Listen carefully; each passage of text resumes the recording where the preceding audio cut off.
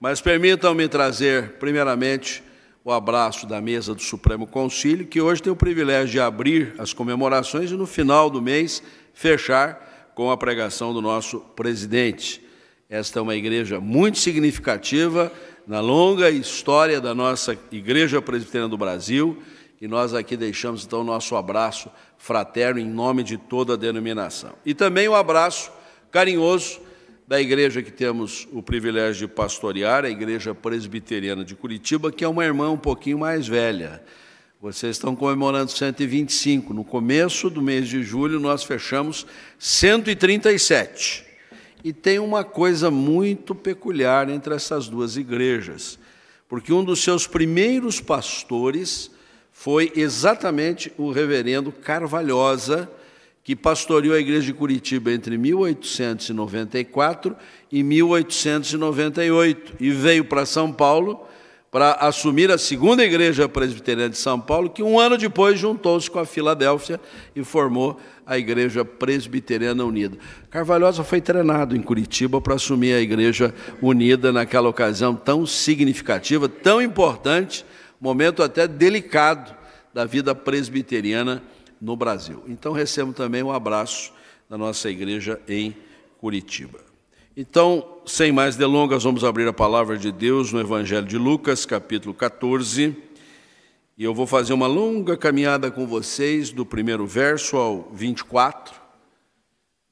Peço a sua máxima atenção para a leitura bíblica, e eu solicito também a gentileza de que postemos-nos em pé e reverentemente acompanhamos esta leitura. Lucas 14, a partir do primeiro verso até o 24. Aconteceu que, ao entrar Jesus num sábado na casa de um dos principais fariseus para comer pão, eis que o estavam observando. Ora, diante dele se achava um homem hidrópico. Então Jesus, dirigindo-se aos intérpretes da lei e aos fariseus, perguntou-lhes: é ou não é lícito curar no sábado? Eles, porém, nada disseram. E, tomando-o, curou e o despediu. A seguir lhes perguntou: qual de vós, se o filho ou o boi cair num poço, não o tirará logo mesmo em dia de sábado? A isso nada puderam responder. Reparando como os convidados escolhiam os primeiros lugares, propôs-lhes uma parábola. Quando por alguém fores convidado para um casamento, não procures o primeiro lugar, para não suceder que, havendo um convidado mais digno do que tu, vindo aquele que te convidou e também a ele te diga: dá o lugar a este, então irás envergonhado ocupar o último lugar. Pelo contrário, quando fores convidado, vai tomar o último lugar, para que quando vier o que te convidou te diga: amigo, senta-te mais para cima. Ser-te-á isto uma honra diante de todos os mais convivas, pois todo o que se exalta será humilhado, e o que se humilha será exaltado. Disse também ao que o havia convidado: quando deres um jantar ou uma ceia, não convides os teus amigos, nem teus irmãos, nem teus parentes, nem vizinhos ricos, para não suceder que eles, por sua vez, te convidem e sejas recompensado. Antes, ao dares um banquete, convida os pobres, os aleijados, os coxos, os cegos, e serás bem-aventurado pelo fato de não terem eles com que recompensar-te. A tua recompensa, porém, tu a receberás na ressurreição dos justos. Ora, ouvindo tais palavras, um dos que estavam com ele à mesa disse-lhe: bem-aventurado aquele que comer pão no reino de Deus. Ele, porém, respondeu: certo homem deu uma grande ceia e convidou muitos. À hora da ceia enviou o servo para avisar aos convidados: vinde, porque tudo já está preparado. Não obstante, todos a uma começaram a excusar-se. Disse o primeiro: comprei um campo e preciso ir vê-lo. Rogo-te que me tenhas por excusado. Outro disse: comprei 5 juntas de bois e vou experimentá-las. Rogo-te que me tenhas por excusado. E outro disse: casei-me, por isso não posso ir. Voltando o servo, tudo contou ao seu senhor.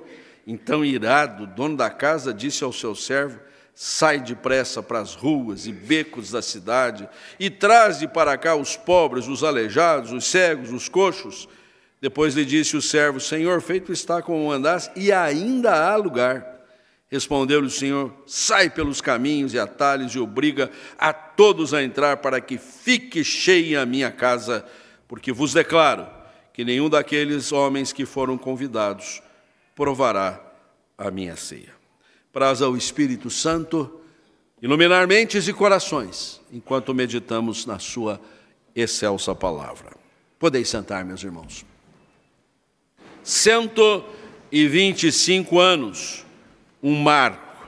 Eu nem sei como chamar este jubileu, porque é um centenário mais um jubileu de prata, que esta igreja acumula na sua trajetória histórica. E certamente cabe muito bem esta celebração ao longo do mês para fazer vista em retrospectiva o que foram estes 125 anos, honrando ao nome do Senhor, glorificando e reconhecendo a sua boa mão, conduzindo a vida da igreja ao longo destas muitas décadas, na vida de pessoas, homens e mulheres, que estiveram compondo a comunidade, líderes que foram levantados e aqui deixaram a sua contribuição pela graça de Deus para que a igreja do Senhor florescesse, expandisse, pudesse alcançar os seus objetivos. É um marco, o que significa que esta igreja tem marcas, esta igreja tem qualidades, esta igreja tem predicados, esta igreja tem aspectos, atributos que precisam ser sempre mostrados, demonstrados. Nós falamos de uma maneira muito ampla acerca da igreja do Senhor, das suas marcas, como, por exemplo, a sua santidade. A igreja é santa. Ela se distingue do mundo do qual ela é trazida para ser formada como uma família, a família da fé, a família de Deus. Mas esta igreja tem a unidade, esta então mais ainda, porque ela é uma igreja unida, jungida de duas comunidades que compreenderam que poderiam, naquela quadra da história, trabalhar juntas. A igreja é santa, a igreja é una, mas a igreja também é universal. E é interessante que no passado nós dizíamos que a igreja era católica, da palavra katarolós, que quer dizer todos os povos, todas as nações, mas para a gente não ficar confundido com a igreja católica romana, a gente passou a adotar a marca de ser uma igreja universal. O duro é que agora diz que a gente é daquela outra igreja universal que tem por aí. Não sei quando é que a gente vai conseguir dizer alguma palavra que signifique exatamente o que queremos dizer, mas a universalidade da igreja é uma das suas marcas. E por fim, dizemos que a igreja é apostólica. A apostolicidade da igreja, que é o quê? O seu trabalho missional. Ela é uma enviada ao mundo. Ela é trazida do mundo e se constitui numa comunidade santa, mas depois ela é enviada ao mundo para proclamar o evangelho do Senhor Jesus, porque a palavra apostólico simplesmente quer dizer enviado, não é carreira eclesiástica, como muita gente supõe nesse mundo de igrejas que a gente vive hoje. Então, marcas da igreja: unidade, santidade, catolicidade, universalidade, apostolicidade. Mas notável que esse texto bíblico que escolhemos para a nossa meditação, e você vai entender a razão pela qual o pregador tomou todo um conjunto de passagens que talvez na sua Bíblia, como na minha, está separado, são perícopes diversas, porque você nota logo ali no primeiro versículo que tudo isso aconteceu num jantar, num banquete, ao qual Jesus compareceu, e que foi exatamente na casa de um líder religioso. Mutatis mutandis, ele poderia muito bem ser um presbítero, quem sabe até o pastor, que abriu as portas da sua casa para recepcionar Jesus, os discípulos e muitos outros convidados, como a gente pode observar aqui. E você vai prosseguindo na leitura bíblica até onde nós chegamos. Tudo que foi dito aqui, tudo que foi registrado, aconteceu naquele jantar. E se é uma coisa que tem a ver com a igreja, é comida, né? Esta é uma religião que não nos ajuda na dieta. A gente até que se esforça. O pastor me deu uma boa notícia que vai entrar num regime sério para ficar no meu modelito, que já é muita coisa, né?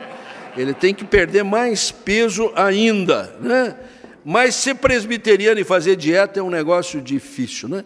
Não tem reunião que a gente não faça que não tenha comida, é cafezinho aqui, é pãozinho de queijo ali, é almoço, é jantar. Mas aqui estavam os discípulos de Jesus numa festividade, e eu, ao observar tudo que foi colocado aqui, os episódios narrados, as intervenções de Jesus, eu fui levado a uma conclusão. Existem sinais marcantes da igreja, do passado e de hoje, desta igreja aniversariante, nitidamente apresentados aqui. A igreja tem aquelas marcas que nós acabamos aqui de referir, mas ela tem algumas marcas muito práticas, muito evidentes, cotidianas, realidades que precisam ficar bem na nossa mente, são inescapáveis, para a gente reconhecer o que significa realmente ser igreja. E eu queria aqui pensar uma a uma, como instrução para nós, nesse dia especial, normalmente, quando vamos também celebrar a ceia do Senhor, esse banquete espiritual que enche a nossa alma da história da salvação. E a primeira das marcas que nós precisamos reconhecer aqui nesta passagem é que na igreja a oportunidade da transformação não pode ser perdida. Eu vou repetir. Na igreja, a oportunidade da transformação não pode ser perdida. A primeira observação de Jesus, quando entrou na casa daquele fariseu com muitos convidados, foi colocar os olhos num enfermo, numa pessoa nitidamente doente, em alguém que estava padecendo de hidropsia. Ele era um homem hidrópico. E o que significa isso, senão o fato de que ele retinha líquidos no seu corpo, maiormente no seu abdômen? É o que a gente costuma dizer, a barriga d'água. Ele não conseguia colocar para fora, num fluxo normal, os líquidos, então ele parecia muito inchado, quem sabe na face, nos membros e no seu abdômen. Numa medicina extremamente precária, limitada, que tipo de cuidado ele poderia receber, se não algumas ervas, alguns chás, para eliminar aquilo? Mas, na cultura de Israel, um enfermo tão evidente era uma pessoa marginalizada. Ele talvez até tenha adentrado esta festa de uma maneira muito à escapadela, né? De maneira a não ser visto, mas Jesus o viu.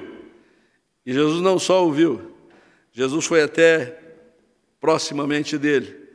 E então o curou.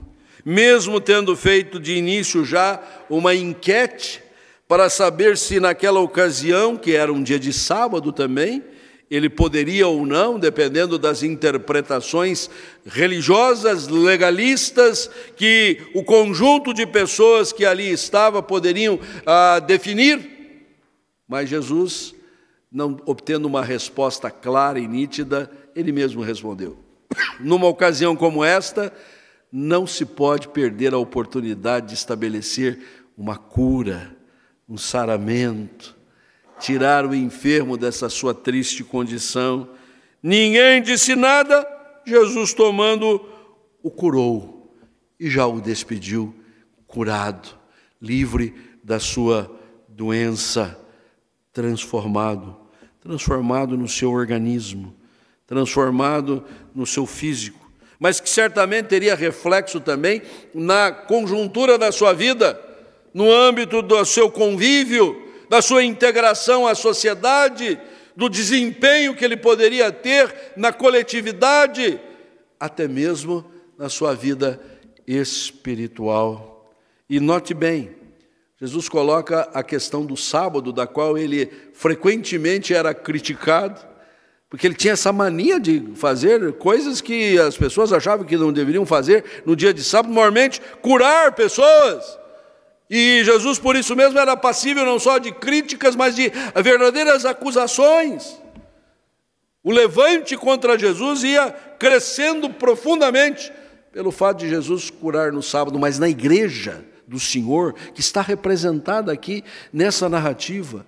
A oportunidade da transformação, da mudança, das coisas tomarem um rumo novo, não pode ser desperdiçado. Não importa se é sábado, se é domingo, se é segunda-feira, se é de manhã, se é de tarde, se é de noite, se a igreja toda está reunida, se é um pequeno grupo, se é uma reunião administrativa, se é um momento até recreativo, se estamos focados numa obra missionária para fora ou numa obra de crescimento espiritual interna, nós estamos desejosos, ansiosos de que a nossa vida vá sendo sempre transformada, porque o Espírito Santo de Deus habita o nosso coração, e então nós vamos sendo transformados de glória em glória.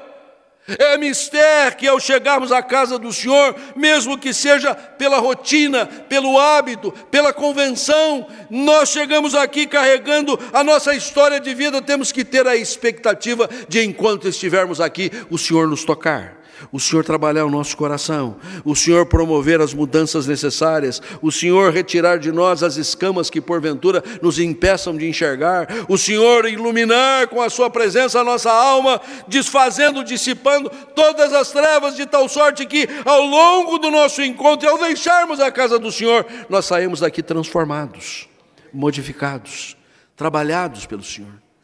Não deixe de congregar, seja em que ambiente for, o culto geral ou segmentado, apenas para cumprir tabela. Hoje é dia de ir na igreja.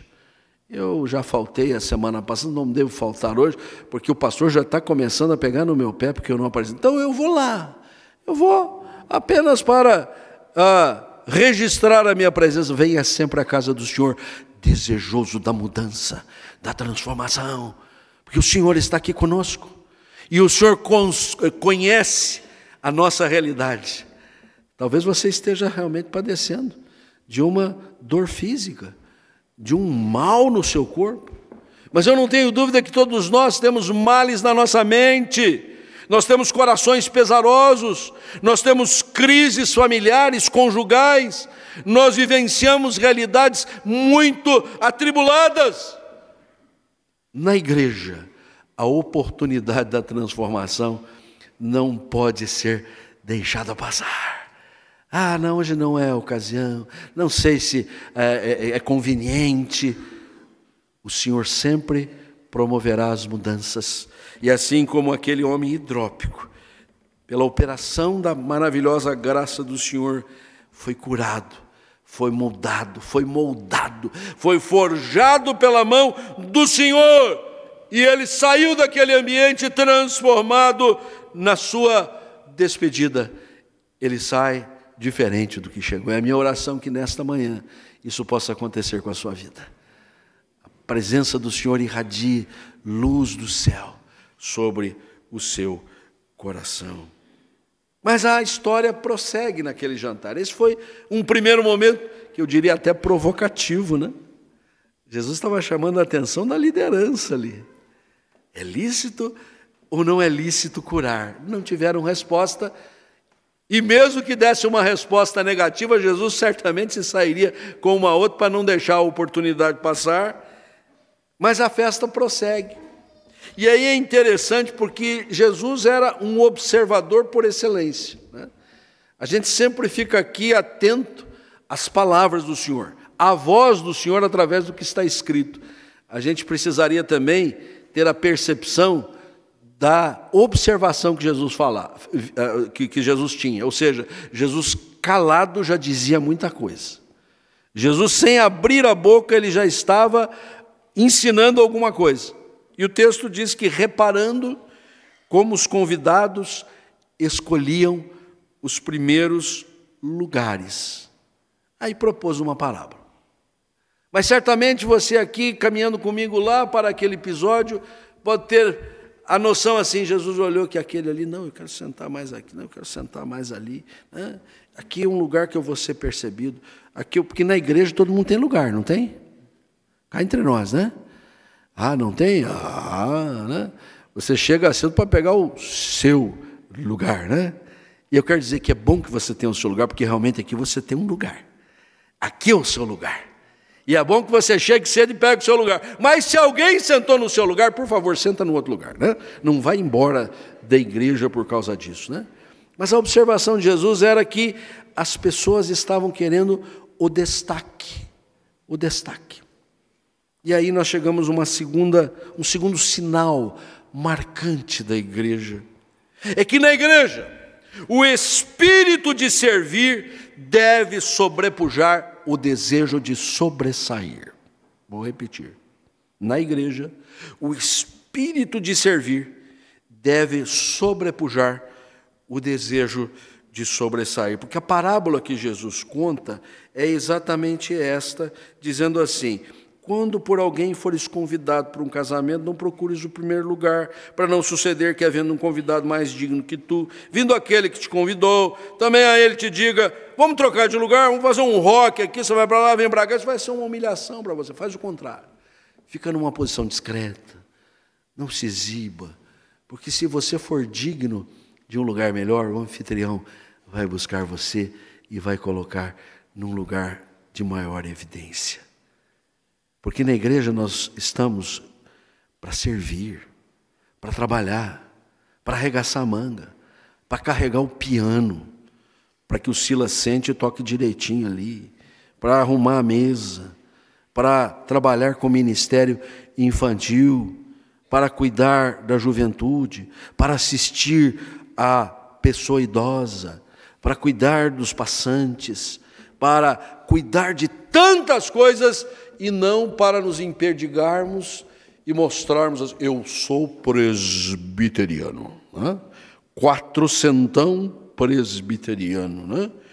E só de falar com essa impostação de voz, você já cria um clima assim de importância, porque a pessoa que consegue falar presbiteriano direitinho, essa pessoa merece um diploma, né? Porque cá entre nós, ou palavra difícil para a gente, né, solfejar aqui, né? Tenha orgulho de ser presbiteriano. Tenha na sua alma este sentimento de alegria por pertencer a uma igreja eminentemente bíblica a partir do seu nome, por causa do sistema de governo, como há pouco aqui nós pudemos aqui referir. Mas, primeiramente, a partir dessa disposição de servir, e não de sobressair, e não de aparecer, e não de receber aplausos, e não de ter o reconhecimento. Que na igreja também é outra coisa complicada, nem sempre a gente é reconhecido pelo que faz. E aí não é uma nem duas vezes que alguém diz assim: nem lembraram de me mencionar. 125 anos da igreja e eu passei batido. E ninguém fez uma mençãozinha de um dia que eu fiz, que eu aconteci. A grande alegria nossa é sermos servidores, porque nós estamos no modelo do Senhor Jesus, que não veio para ser servido, mas para servir e dar a sua vida em resgate de muitos. E o que celebramos nesta manhã, esta mesa, é a mesa do serviço, em que o Senhor Jesus serviu a si mesmo. É o pão partido, o seu corpo que foi destroçado, para que agora nós pudéssemos ser o corpo reunido, cada um de nós como um pedaço participantes desse corpo, a partir dessa dimensão do serviço. Jesus observou naquela igreja reunida em banquete, que as pessoas estavam mais preocupadas com a sua posição eclesiástica do que na disposição para servir. Mas Jesus repõe as coisas. E Jesus deixa a mesma advertência aqui para nós. Esta é uma igreja, assim, histórica, com valores maravilhosos, mas é uma igreja atual, é uma igreja contemporânea, é uma igreja relevante, como eu ouvi há pouco, que a gente só tem relevo se a gente serve. Se a gente se dispõe a arregaçar a manga e trabalhar com todo empenho, com toda a dedicação, seja o que for nos colocado para fazer, não vamos negaciar, não vamos recrudescer, não vamos desistir, vamos avançar. Mas nesse ponto do banquete, o banquete é intenso, horas a fio, servem-se as comidas, as bebidas, e Jesus só olhando, e Jesus só observando. E então nós chegamos a um terceiro sinal marcante da igreja naquele mesmo banquete, E a estas alturas nós estamos ali no versículo 12, porque o Senhor Jesus avança na ideia de jantar, de casamento, de festividade, e diz assim: quando deres uma ceia, um jantar, não convide os teus amigos. Como é que eu não vou convidar meus amigos? Convidar quem? Eu convido o círculo de conhecimento que eu tenho. Não convides os teus irmãos. Ai de mim se não convidar o parente, né? Convido o vizinho, convido o colega de trabalho e esqueço de convidar a irmandade, né? Se eu fizer isso, eu estou perdido dentro da minha casa. Não convide os teus parentes. Bom, se o parente mais longe, ainda desculpa, se for chegado, né?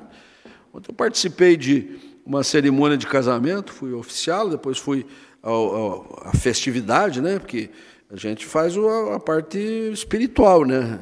A parte da devoção, mas depois tem a diversão também, né? Que a gente precisa alimentar-se, né? E eu vi o cuidado dos noivos de equilibrar, né? Um parente nesse nível da noiva, um parente nesse nível do noivo. Aí dele se desequilibrar, porque as pessoas ficam sabendo que não foram convidadas, né? Negócio complicado. Jesus está nessa vibe. Não convide amigo, não convide irmão, não convide parente, vizinho rico. Bom, aí já é complicado porque, às vezes, vai estabelecer uma relação de interesse confusa. Mas qual é a tese de Jesus? Para não suceder que eles, por sua vez, te convidem e sejas recompensado. Nossas relações de interesse, de família, econômicas, elas acabam fluindo nessa direção. Mas aí vem o mais pesado. Não vou fazer festa, então. Não vou trabalhar nessa direção, se Jesus está dando essa ordem, mas piora. Antes, ao dares um banquete, convida os pobres, os aleijados, os coxos, os cegos e por aí afora, porque eles não vão ter como compensar você. Que sinal marcante nós vemos aqui. Nesta igreja, onde a oportunidade da transformação não pode ser perdida, nesta igreja onde o espírito de servir tem que sobrepujar o desejo de sobressair, em terceiro lugar, na igreja, nós sempre devemos priorizar o menos favorecido,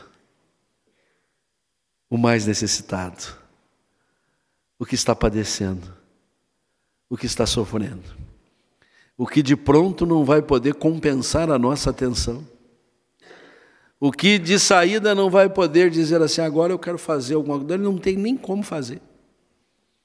Porque, infelizmente, às vezes, os nossos interesses externos de negócios, de afazeres, de relacionamentos sociais, eles entram dentro da igreja com uma força, com um espírito que nos impede de ajudar exatamente os que mais precisam. Nós ajudamos os que menos precisam. Nós atendemos os que já estão atendidos. Nós valorizamos os que já são valorizados. Nós aplaudimos os que estão até cansados de serem aplaudidos. E a gente deixa de olhar ao redor. Ali tem alguém sozinho. Aqui tem alguém que está com um rosto abatido. Eu vou chegar mais perto dele. Eu vou me oferecer para fazer uma oração. Eu vou estender o braço amigo. Eu vou trazer para o meu colo aquele que não está conseguindo nem se levantar. Esta percepção às vezes nos falta na igreja, e este é um sinal marcante da igreja que a diferencia de todo outro tipo de sociedade que é no mundo. Porque nas outras instâncias é natural que as pessoas busquem atender os seus interesses particulares, e nós não. Nós estamos preocupados em entender o interesse do outro. É o outro que está precisando. Até mesmo o nosso conceito de humildade é extremamente extravagante, porque Paulo na carta aos Filipenses diz assim, não tenha cada um em vista o que é propriamente seu, senão também cada qual o que é dos outros. Considere o outro superior a si mesmo. Ele usa uma linguagem militar aqui. E aí a gente pensa assim, bom, o soldado raso, entender que o tenente, o sargento, o tenente, o capitão, até o cabo, o general está superior a ele, isso é fácil. Eu quero ver o general achar que o soldado raso é superior a ele. E na igreja é assim.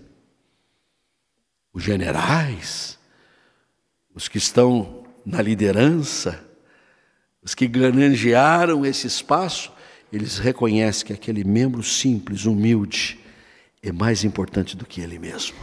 E é isso que faz diferença na dinâmica da igreja. Então o Senhor Jesus vai avançando com a sua verve, com a sua percepção, e vai colocando o anfitrião, o pastor daquela igreja, os seus amigos que formavam o conselho daquela igreja, mas todos os amigos que estavam ali naquele banquete, como representação da igreja, para alinhar as coisas.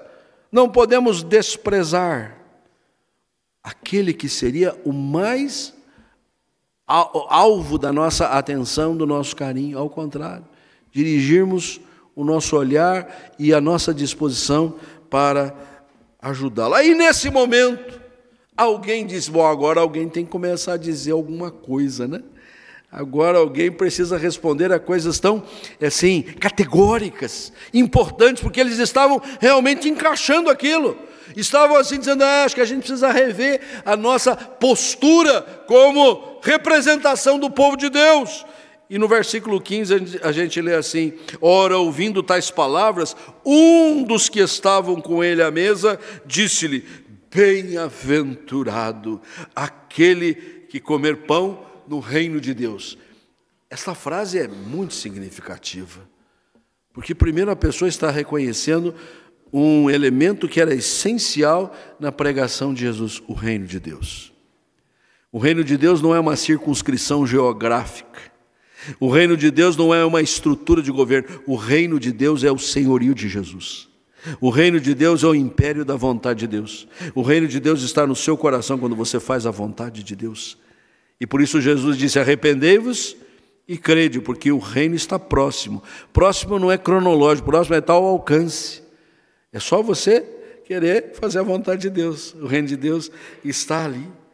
Mas ele reconhece que esse reino de Deus é uma festa. Este reino de Deus é um banquete. Este reino de Deus é alegria. Este reino de Deus é uma celebração. Este reino de Deus é uma fartura. Por isso, pode sentar à mesa e comer o pão. E a gente, nesse espírito que Jesus vem construindo na nossa mente, acerca dos sinais marcantes da igreja, a gente diz que coisa maravilhosa, a gente precisa tentar mais. Se tem alguém precisando de transformação, o Senhor fará. Se tem alguém querendo ser exibido demais, o Senhor vai torná-lo mais humilde e o outro vai ganhar destaque, porque todos vão servir. Nós vamos estar mais atentos uns aos outros nas suas necessidades. Ah, que coisa maravilhosa! E aí Jesus responde com um banho de água fria. Ele, porém, e esse porém aí é categórico. Como quem diz, você está assim muito empolgado? Você está achando uma maravilha? Você está achando assim que agora alcançamos os páramos celestiais? Ele, porém, respondeu, um certo homem deu uma grande ceia, convidou muitos, mandou convite impresso, mandou por meio eletrônico, WhatsApp, e na hora H ainda foi conferir a reserva se estava correta. Mandou um empregado dizer, está na hora, pode vir. E aí um disse não podia ir, estava com atividades profissionais. O outro disse assim, estou com atividades familiares, casei, agora tem um prazo aí que eu preciso dar atenção exclusiva à minha esposa. Fiz uma compra de juntas de boi e ninguém quis ir para a festa. E aí o ponto que eu quero ressaltar, que é um sinal marcante da igreja. Na igreja, não devemos estranhar as eventuais rejeições.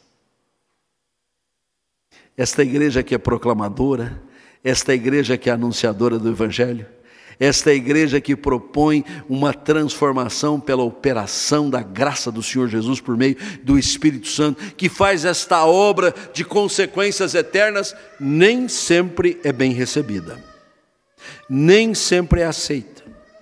É passível de críticas acerbas da coletividade, da vizinhança, do poder público, principalmente por causa do nosso ideário, das coisas que nós temos como valores lídimos, e não abrimos mão. Então, nesta sociedade em convulsão de mudanças de valores, de inversão de valores, nós devemos estar preparados para, ao ensejo de convidados que são, dizer, não vou chegar, não quero saber, não é comigo. a gente não deve estranhar a rejeição, porque nós não estamos aqui para agradar ninguém, a não ser o Senhor Jesus. Nós não estamos aqui para fazer a vontade da sociedade, da cultura. Nós somos contra a cultura. Nós estamos aqui para anunciar o Evangelho do Senhor. Nós fomos constituídos em povo de Deus para tornar o seu nome conhecido de todas as nações. E ao conhecerem ao Senhor, muitos vão se escusar, se esquivar, desistir, rejeitar peremptoriamente. Então nós não vamos parar de fazer a obra por causa da rejeição. Nós não vamos assim fechar-nos em copas aqui, dizendo não podemos fazer nada, porque para todo lado que a gente atira, a gente toma pedrada, é criticado, falam mal da gente, não querem saber de nós. Não, nós estamos preparados. Nós devemos ter esse entusiasmo, sim, daquele que saiu-se com essa expressão, bem-aventurado quem comer pão no reino de Deus, mas muita gente não vai querer comer pão no reino de Deus. Muita gente vai dar de ombros para o amor de Cristo. Muitos não vão reconhecê-lo como o único e suficiente Salvador. Nem por isso a gente para de fazer a obra. Porque isso nos leva então ao termo final da nossa reflexão. Porque aqui Jesus emendou. Eles rejeitaram? Eles não querem vir?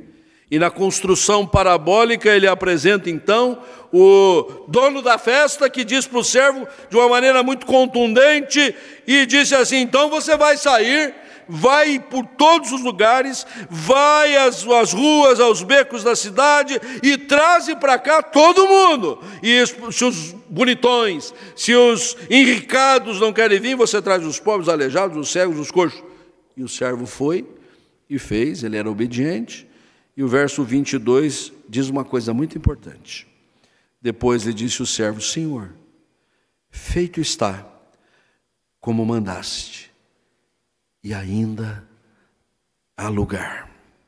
Porque o último sinal marcante da igreja é que na igreja, não esqueçamos jamais, a casa ainda não está cheia, a casa ainda não está repleta.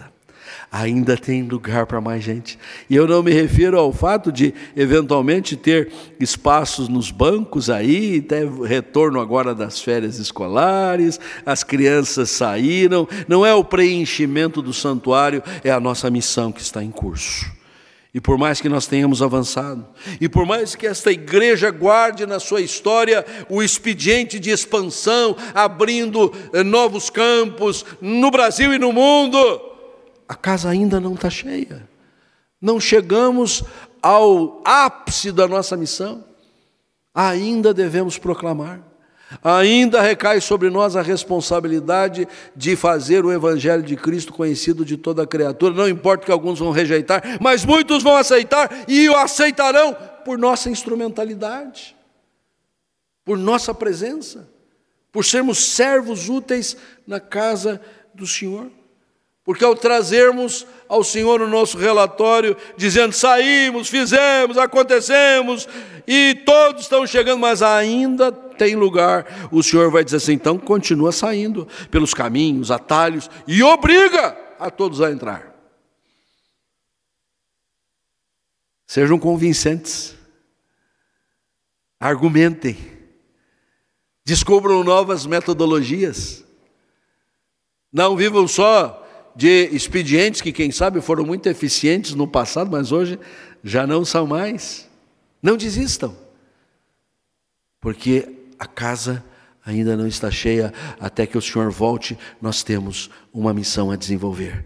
Nós temos uma proclamação para tornar conhecida de todos os homens, e desta forma nós haveremos de alcançar aquilo que o Senhor propôs para a sua igreja. Parabéns, Igreja Presbiteriana Unida de São Paulo, do alto dos seus 125 anos, que esta ocasião oportuna para render graças ao Senhor seja um ensejo também para refletirmos o avanço que esta igreja ainda pode realizar para a honra e para a glória do Senhor. Que Deus nos abençoe. Amém.